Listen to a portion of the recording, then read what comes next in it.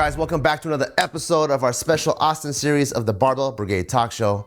I'm with Silent Mike. I'm with Nicky Rod.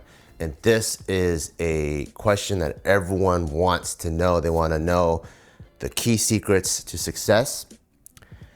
Do you have to strip to get better at jiu-jitsu? That's what I'm here for. Well, I mean, it's all about the hips, right? In any line of work, if you have good hips, it's probably going to benefit you somehow. Yeah. So, if you're a quality stripper, you're probably going to be quality at other aspects of your life. I can shake my ass, like really shake cake. Yeah. But I don't think I could fight worth a damn. What am I missing? I think you're a pussy. No, I am a pussy.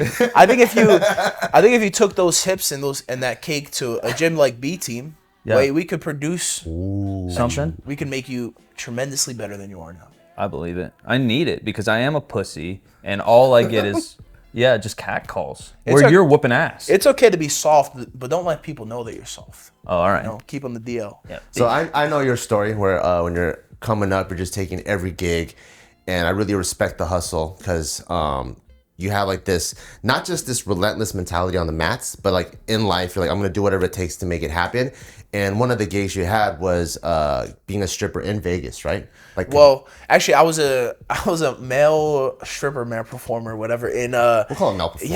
Yeah. Classy. Yeah. In Atlantic City, New Jersey, right? And I was doing it for a few weeks, and then my 21st birthday comes, and my dad takes me to Vegas, and I land in Vegas, and I look over, and there's a Chippendales poster, and I was like, how do you become a Chippendales? I just go online, type in Chippendales application, and it pops up. I was like, all right, application. I apply, and then I go back home. 2 weeks later, I get like a notification that, we saw your pictures. We want to fly you out and try out for the Chippendales. So I was like, all right, free trip to Vegas.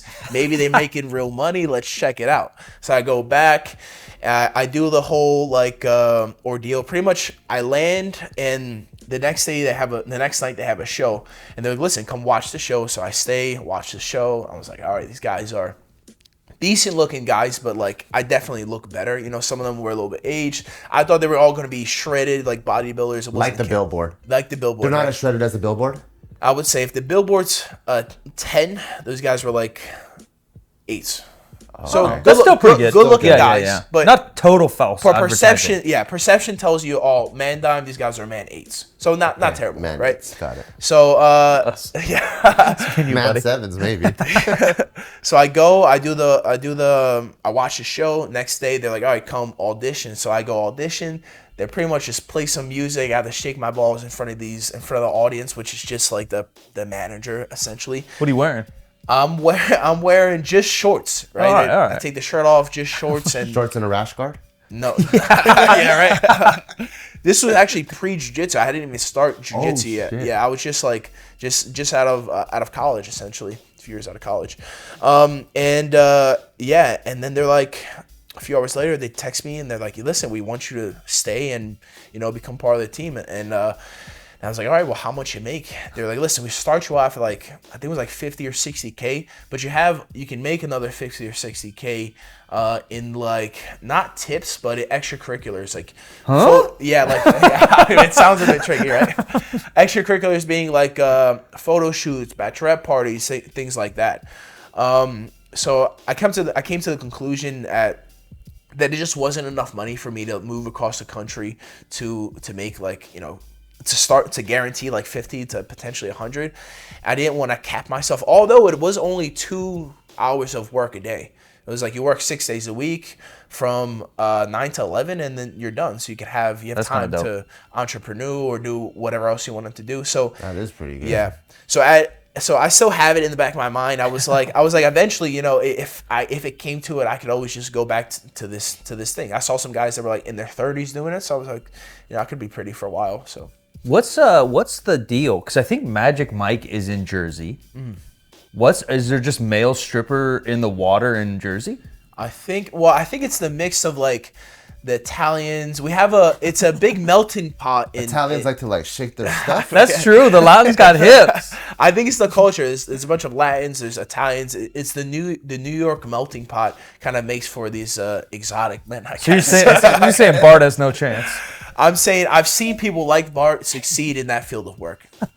Do you ever tell guys that are like coming up, they're like, look, if you can't make ends meet and you really want to do jiu-jitsu, do you ever recommend stripping if they have it? I definitely have. I don't think anybody's taken my advice, but and also there's male strip. The thing is, like, if you're a straight man, you don't want to be shaking it for, like, you know, not straight men. Yeah. So you could just find clubs that specifically cater to women or to bachelorette parties. But don't the other ones pay more?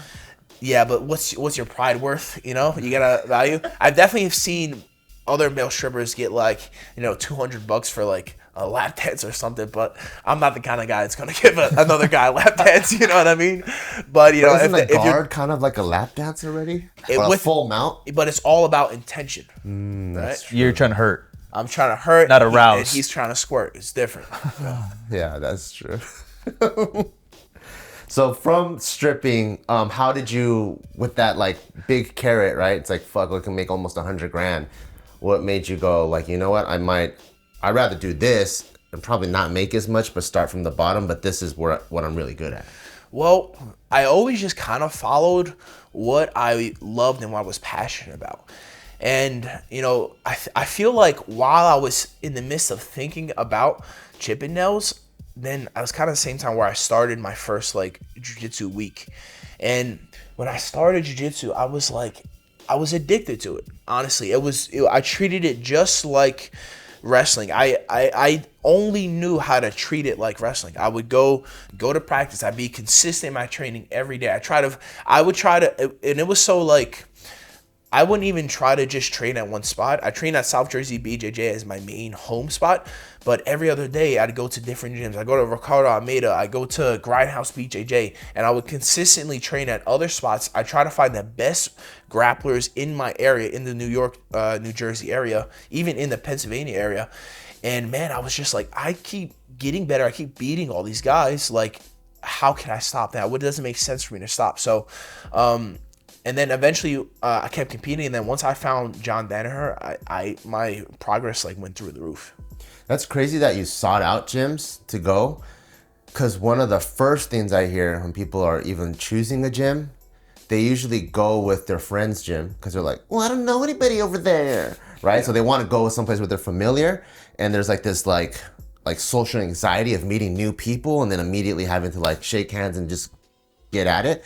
Like, what was that even not an obstacle? Well, I'm not the best with words, so I usually talk with my body, right? So that's the stripping. Hence the stripping, hence the grappling. Yeah. So, like, the way I really communicate and say hello is we're gonna grapple on the mat and we're gonna see what you got. So that's how I've always been since I began wrestling. Like, I didn't even care. Like, I remember being in high school, and I didn't even respect anybody else besides wrestlers.